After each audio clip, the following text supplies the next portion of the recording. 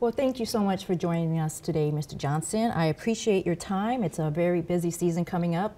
Summertime's always known as a busy peak season for PCSs, and I just wanted to inform some of our viewers about tips they can maybe take home with them. So let's just talk about PCS season. Great.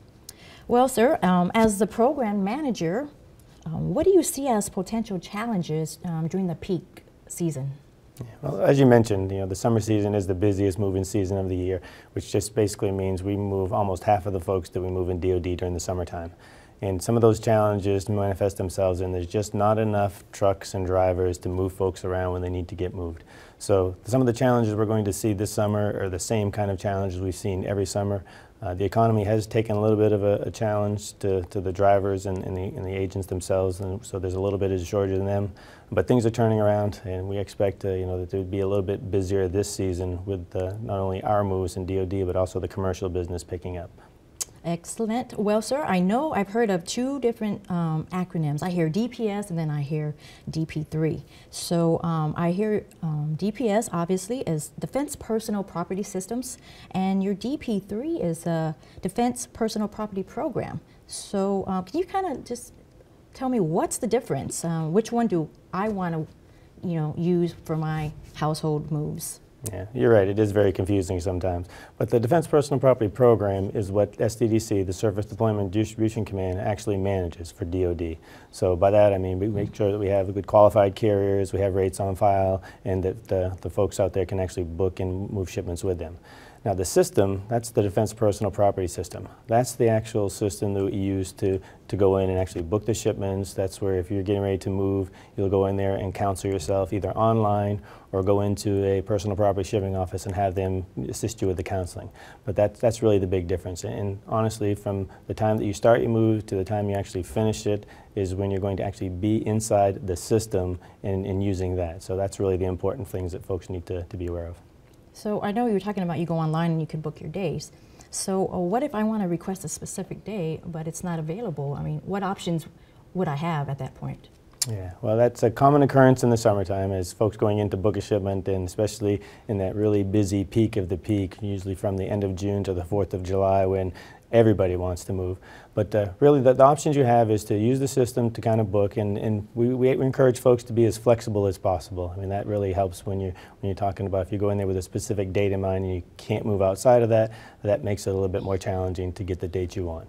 However, if you can't get your date and you just have to move, there are options, and mostly it's what we call a personally procured move. So it's kind of like the old Diddy program, if folks are familiar with that term, is when you actually go and you'll take and find somebody to either move your stuff for you, or you'll move it yourself to get to where you need to be. Yes, I remember those. Whenever I go to these briefings about TMO and PCS season, they just keep hammering customer satisfaction surveys. We need you to fill this out. So what is the customer satisfaction survey, and why is it so important to complete in DPS? Yeah. Well, in this program, it's really a performance-based program. And by that, I mean carriers, the transportation service providers, get business or don't get business based on how we score them. And as a member, when you move, that customer satisfaction survey is really your scorecard against the TSP. So it's very important that members fill out those surveys. It's really a simple 12-question test that it's really just a 12-question survey that you fill out, and it has to do with not only the origin and the destination services, but there are 6 questions in there that specifically grade a carrier. They get a score, and then all of the scores that they get will actually result in a score under our best value program. And again, higher scores mean more business, and lower scores mean less. Oh, okay. So if I have a question about my move and I arrive wherever I'm, coming to, who do I contact? If I have questions about my move, who do I contact? Right. The program is really designed so that the traffic management office or the personal property shipping office is your first and most important point of contact for any questions that you have with your move. So if something is not going right, or you're uncertain, or you want to know how to get the move started, start with that location first. And then once you're in the system and the shipment gets awarded to the transportation service provider, that's who you'll be speaking with more than anything else, is working directly with that carrier to set up the dates, the deliveries, and they'll keep you informed on where your shipment is at. But at any time, if you have any questions or concerns that you're just not comfortable with, you always want to go to that local personal property shipping office that got you started. Oh, excellent. Now this is always weighs heavy on the minds of service members on PCS, damaged property. So if I have damage to my property, or maybe something's missing on the other end, what's the process? Are there, what's process to file? What process do I have to file a claim? I mean, can you tell me that? Sure, and that's probably one of the most challenging things, is that the process changed from the way we used to do it to the way that we're doing it in the DPS system.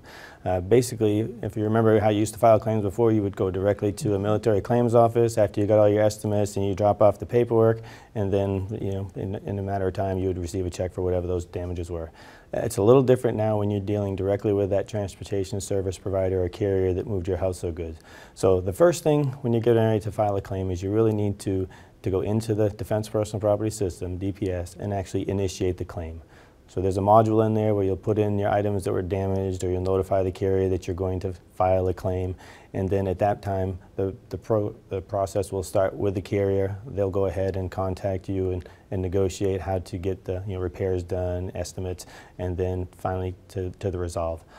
But the most important thing is, the negotiation phase is not, it's a new process, so folks aren't always familiar and comfortable with that. So we tell them, if you have any challenges with a claim and you're unsure of where you're going, always contact that local military claims office, and they'll be the person to help you. Okay, sir. And moving tips. I've been in the military for so many years, and every PCS move is a challenge. I mean, you figure out how to get it down by now. So please, while I have you, do you have any moving tips that you can share with me, or other members of the service, that will help them do their move? Sure. Actually, when you're talking about the peak season, again, it's very busy. There's a lot of movement going on, and I think moving household goods is just one of the most stressful times that you have when you're getting ready to do something in the military, or any time that you're moving. So what we really want folks to do is, the best thing is to make a plan. At some point in time, figure out what you need to do, where you need to go. And in that plan, include things like making sure you get your orders on time, get into the personal property shipping office as soon as possible, because there is still the little, if the early bird gets the worm principle, that if you get in early, you can get your shipments booked, and things will be a little bit more settled for you. We also want folks to, hey, it's time to get rid of those unwanted things that have been sitting around in your basement for a long time that you never use anyways, because one of those things that can be a surprise to some members is, we have weight entitlements, and if you wind up exceeding those, then nobody wants to get a bill for something that you're overweight with when maybe you didn't necessarily want it to begin with. And probably one thing we want you to do is to be flexible, especially in the summertime. The rest of the season, there's some flexibility in there. There may be some spare drivers or trucks available to kind of come in and save the day when things get tight. But in that summer season, there really just isn't that extra, person standing by to move you. So being flexible and recognizing that some things may come up that might change your plans, and just be prepared that way.